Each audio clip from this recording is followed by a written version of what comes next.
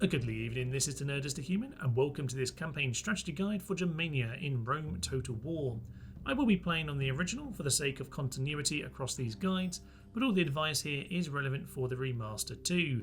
There will also be a battlefield tactics guide to accompany this, which will be coming out in the near future, so do look out for that. Today's focus though is on the campaign map, but we will consider their history as well as ponder potential roleplay options. So let's get into today's faction, Germania. Usually I start these videos by giving a quick potted history of the faction, but what exactly and who exactly are the Germans? Because Germania was not a united peoples in this era, nothing like it really, lots of disunited tribes, but the game is nothing if not told from the Roman perspective, and from the Roman perspective these were a group of people who had a distinctive style of dress, they had their own language, their own ways, and okay, this group of people just kind of got bundled together as the Germans. Part of the problem is that most of our sources are going to come from the Romans and some things from archaeology, where generally speaking most things get put down to being ritual purposes. So we don't really have a very good history of early Germans. If you do know some great links, do put them down in the description below. But yes, what we're referring to as Germania here is just a wider cultural group of Germanic speaking people. Here we are then with our opening 5 settlements for Germania, and it must be said that they are in a very, very good defensive position up here, nestled in the north of Europe. Not only do they have a huge pile of mountains, rivers and forests to block off enemy approaches, but to be honest, we're pretty much entirely surrounded by rebels. Rebels to the north, rebels to the east, rebels to the south. It's only the west where we really just need to make sure that we're strong enough to hold off the Britons or indeed the Gauls.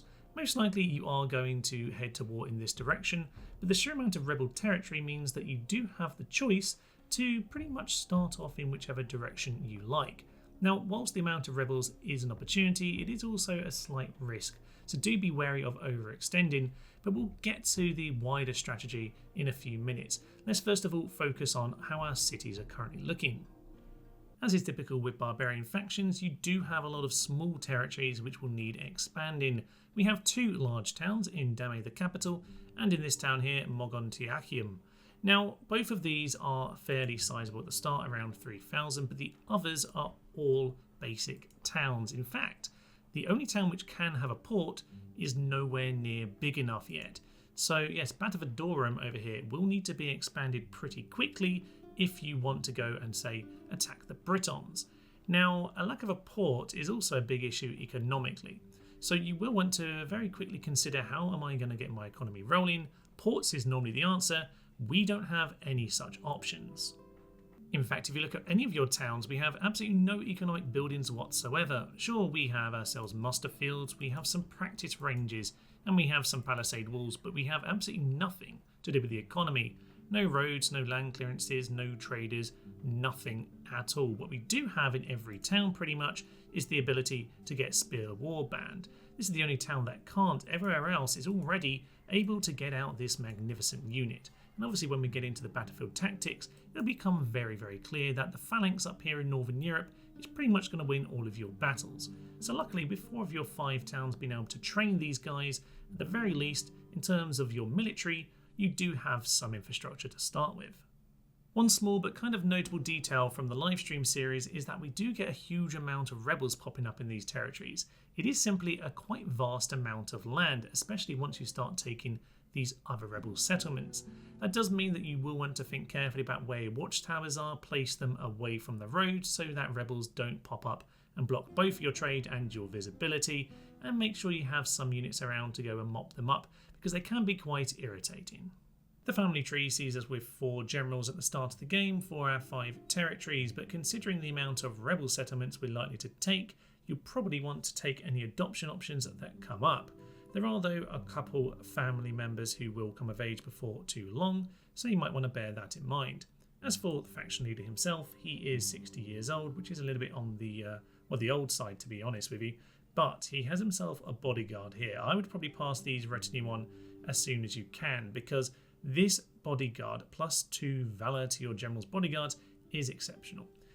Plus 2 personal security is not something that's going to be very useful at the start of the game, so don't worry about that. Pass this retinue over to someone else nice and early, and make sure that it doesn't get wasted. But intelligent is a very nice inheritable trait, so let's go look at his sons.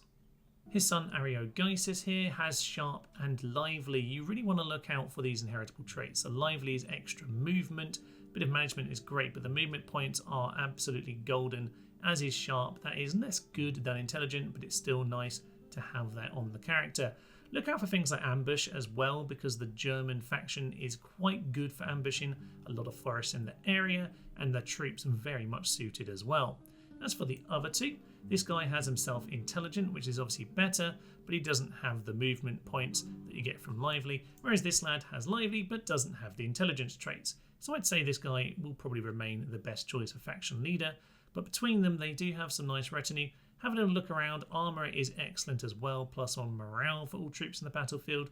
Think about who's going to be in your major war and make sure you handle the retinue. But altogether, it looks like a pretty solid family to start us off the game. What will be our overall strategy then? Well, of course, the main target is always to take Rome, and you must be wary of how powerful these guys get. But the Germans are in a good position where they're not immediately bordered with them. You're not going to be forced into an early war with Rome, which means you can play a slightly more medium to long-term game plan.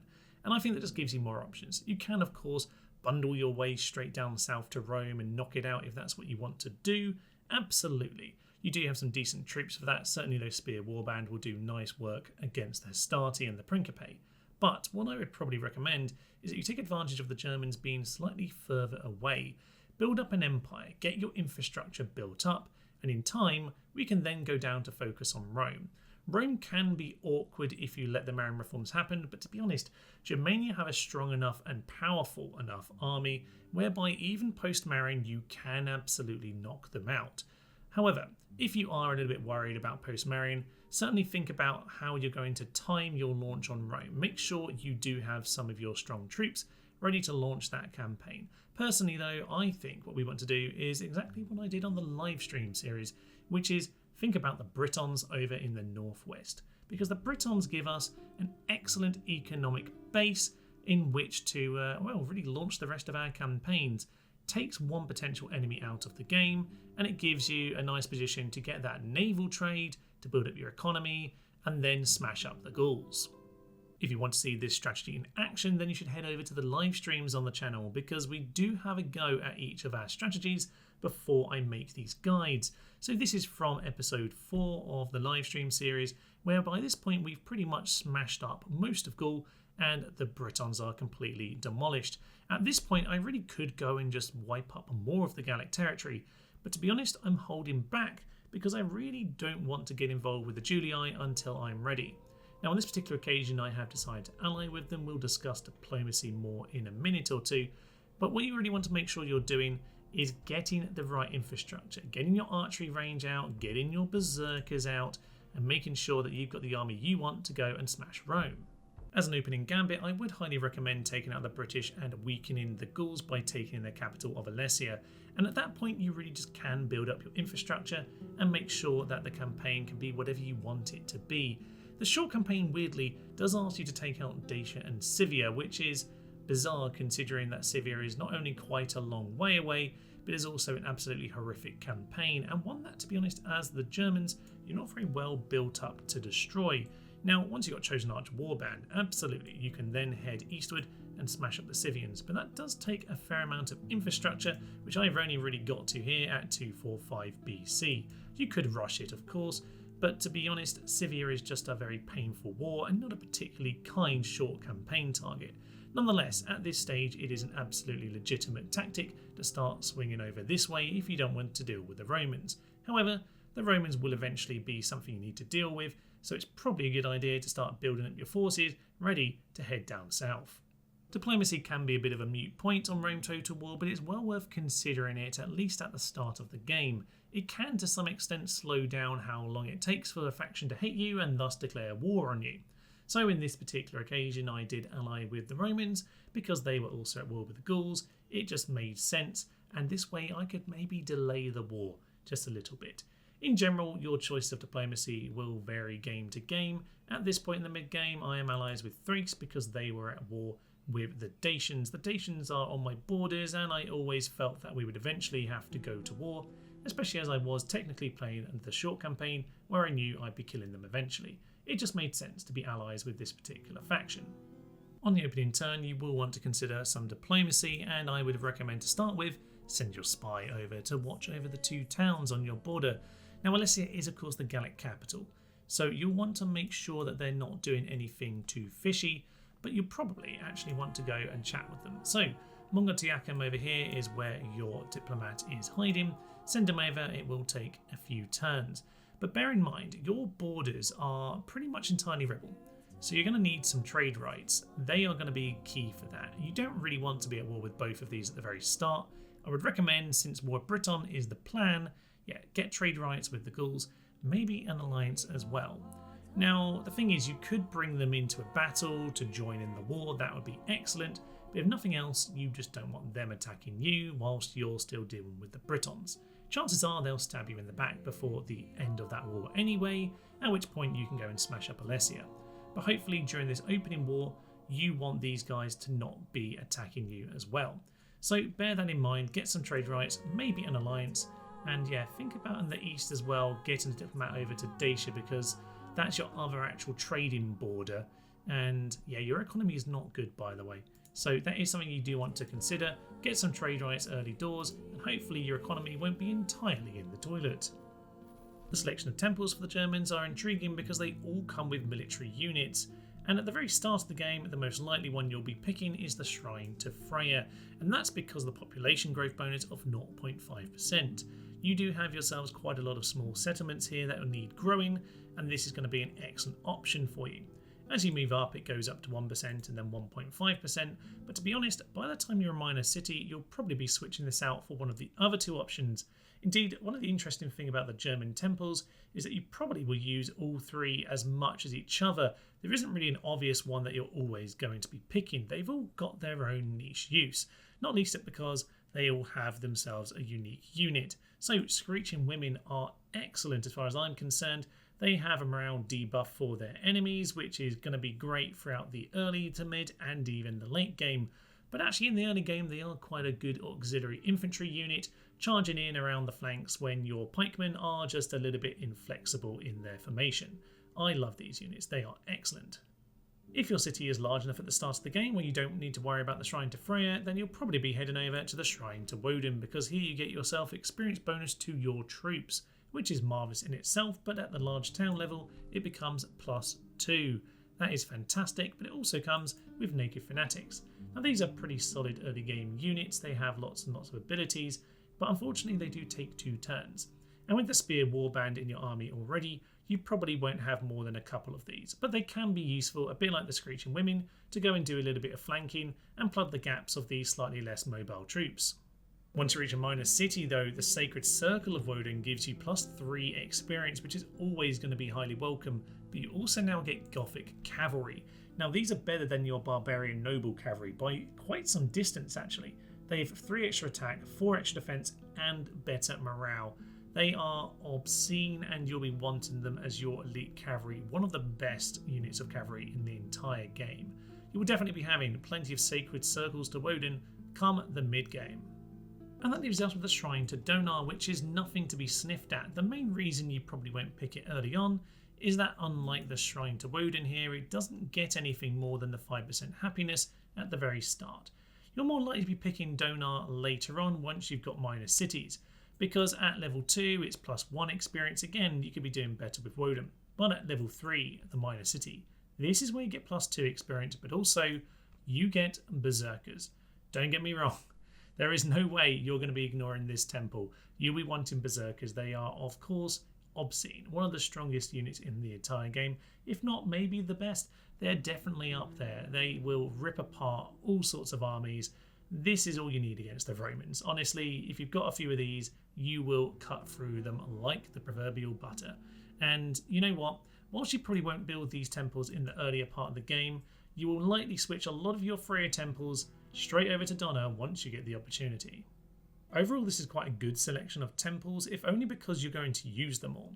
You are lacking anything for public health, for example, and for the barbarian factions, that is just something that you're going to struggle with.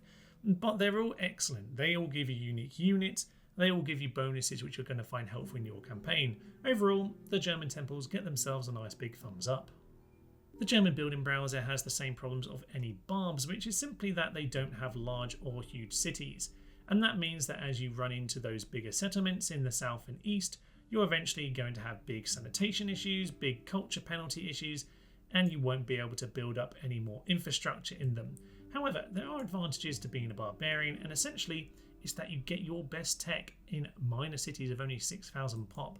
I can get chosen axemen straight out of a Hall of Heroes. I can get myself my barbarian noble cavalry at 6,000 population. I can get chosen archer warband early on in the game, and that's going to give me a huge advantage if I want to go and plough through, say, I don't know, pre-Marian Rome. So if you can hit them at the right time, you'll be in a good place here. As ever, barbarians do have advantages and disadvantages. I'd much rather have a lot more of those options, particularly for sanitation, but it is what it is, and you've got to take your advantages where they come. With all that in mind, what is the opening gambit, I hear you ask? Well, the first move would be to get this spy, watching over both the Britons and the Gauls, and of course get our diplomat to go and grab trade rights as well as any potential alliances. But the main thing you'll need to fix early doors is your economy, which isn't so much broken as non-existent. We are only gaining 422 right now, and that is not going to get us very far. So to fix that, we need to go and get more population. More pop equals more tax revenue, and more tax revenue means more money. So we want to have a look at our small towns right now and go and get the Shrine to Freya. Easy population growth, although land clearance might be a good idea as well. That will also give you some of that. So between your towns, you're probably going to be building Shrine to Freya, and over at Vicus Marcomanni, a Shrine to Freya. In our two actual large towns, you can do what you want. I probably wouldn't immediately worry about these guys. I would consider Woden down here in Mogontiacum actually, because this is probably where you're going to be training some of your warbands. On the note of warbands though, yeah, you do have muster fields in most of your towns. So with 4 out of 5 being able to get the warband, I don't think there's much point in actually getting the next level of military infrastructure, at least for the first 10, 15, 20 turns even. The spear warband are plenty enough, especially with the odd screeching women going to help them in battle. What you want to do instead is just make sure everywhere is growing nice and quickly. So land clearance will of course also help with the population growth. We can get roads for a bit of connectivity, but actually the level 1 roads, even though it says improves roads and trade, the trade is only true from the level 2 of roads. We only really get ourselves improved connectivity. Now that isn't the worst thing in the world for us. We are quite sparse in terms of our... Yeah, we don't have a lot of connectivity between these towns right now. There's a lot of dark patches, and we're going to need to be moving troops around in order to defend new territories. So roads isn't a terrible idea, but it's not going to fix your economy in the early turns, so maybe it's not going to be the most immediate thing. Get some land clearance, get some temples to Freya, and you should be in a good place. Of course, another way of making money is to go and take some settlements. And to the north, we have ourselves the excellent city of Bordersholm. Okay, right now it's a tiny village, but it has itself lots of amber, it has timber, and it will have itself a port one day as well to go and trade with our other ports, soon to be taken from the Britons. So with that, we'll be looking better, especially with a trading partner over to the east, Vicus Gothy, another settlement with lots of amber, with some silver mines as well. You'll be wanting to get this under your control, albeit you don't actually have a lot of troops to go and do that. So that might take you a couple more turns, or you can hire mercs if you are really that desperate. Down to the south, there is Levarvum. I would definitely bring this into the Empire. On my live stream campaign, I took this fairly early and basically called the river here my border. Between the Danube and all these other mountain ranges, these forests, you have an excellent defendable position. So I'd say grab those 3 rebel settlements early doors and use them to build up your economy. You don't want to grab too much more than that right at the start. You're going to be overstretched. You won't have the troops to deal with it, because you will want to make sure your troops are largely over here on this western border to go and smash up the Britons. You might want to spend a few turns getting troops ready, but to be honest, if you just send what you've already got at the towns here, maybe 1 troop over there, maybe leave 1 behind here, you've probably got plenty to go and take down this Briton army pretty darn soon. Speaking of the Britons, one major problem we have is that we can't get there because there is no port. Now, we only have one port option at this point, and Bordersholm is even smaller. That isn't going to be the way that we make it there. Normally what I suggest at the start of any campaign is to find something to enslave to get the population sent around and grow your settlement strategically. In this case, Samanabriva is about the same size as Batavidorum, and likewise doesn't have a port yet. So it's not really the best thing to enslave this in order to grow this. You'll just end up with 2 settlements which aren't big enough. You can send the peasants over to gradually grow it, that's fine. The more aggressive option, if you think you're good enough for it, is to go and take on Alesia. Now, this is going to be well defended at the start of the game, of course, but if you can take it and deal with both wars at the same time, then great. This will give you the enslaved population to grab your port over at Batavidorum, and then hopefully, if you can manage both wars, yeah, go and take over Britannia nice and quick. But you've got to find a way to go and build your port.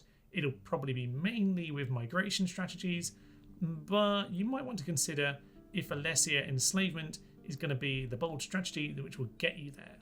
With the lands of the Britons under our control, then the world is pretty much our oyster. I do think the Britons are the main threat to your homeland, especially once you take out Alesia as well.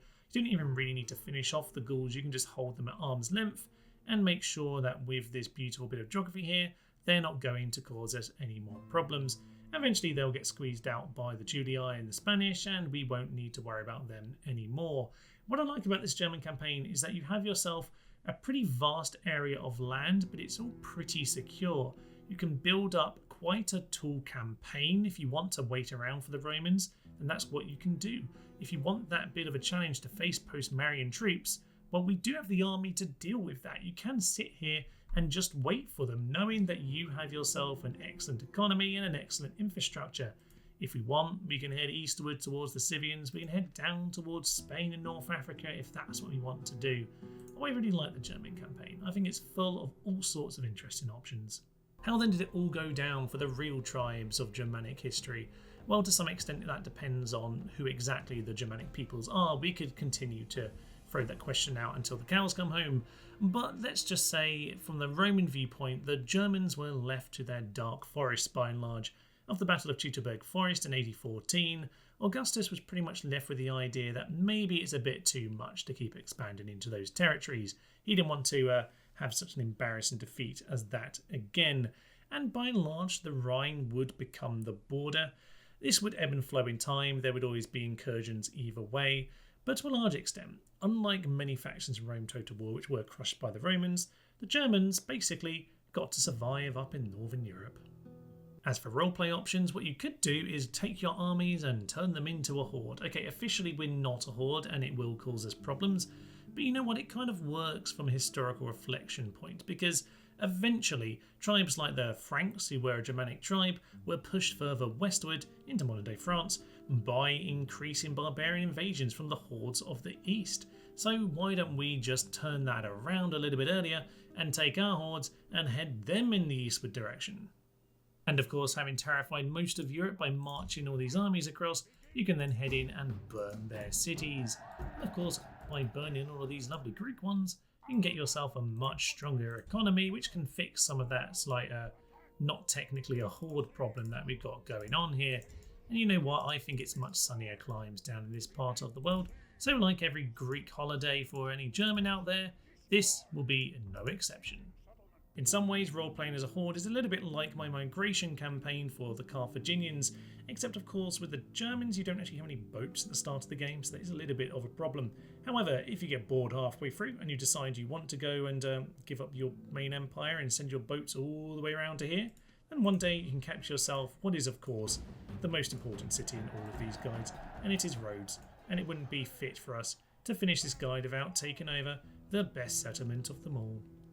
Another roleplay option is to be the Proto-Vikings. Now, of course, we are quite a long way ahead of the Viking Age, but you know what, they're always so much fun, and the Germanic faction is probably as close as we're going to get to having any proper Vikings here. He's got the blonde hair, he's got the axe, oh yes. I think if you're going to roleplay as Vikings at any point, then it might as well be with this here faction. So we're going to land and take over all sorts of Britain. We're going to grab Normandy. We even got the Kingdom of the Two Sicilies down here. It's a little bit unhappy, but you know, it's all there. We've even got some eastern holdings, with some of the Vikings who went eastward and became the Rus, for example, following all these different little river paths. So yeah, this is another potential option. It's a bit ridiculous. It's going to cause all sorts of public order problems. But hey ho, if it's what you want to do, then this might be an option for you. Thank you for joining me today for this Germania guide. The Battlefield Tactics guide will follow soon, so do please join me for that. And with the Germania livestream series nearing its end, we will need to pick a new faction soon, so do look out for a community post in the coming week with a poll to pick the next faction. Lastly, a big thank you to the members and the patrons who support what I do here on the channel. Every bit of support is hugely appreciated. And if you'd like to join yourself, there are links down in the description below. But for now though, I will leave you. I am Thomas, this is The Nerd is a Human, and this has been a campaign strategy guide for Rome Total War. Thank you friends, and bye bye. Go, my pappies, go! Hunt down the German dogs. My chariots are complete lunatics. Stop charging into the spears. Stop charging into the spears. Why do these guys not break? Everyone else has fled. Go home. Go home. What is happening at the chariots?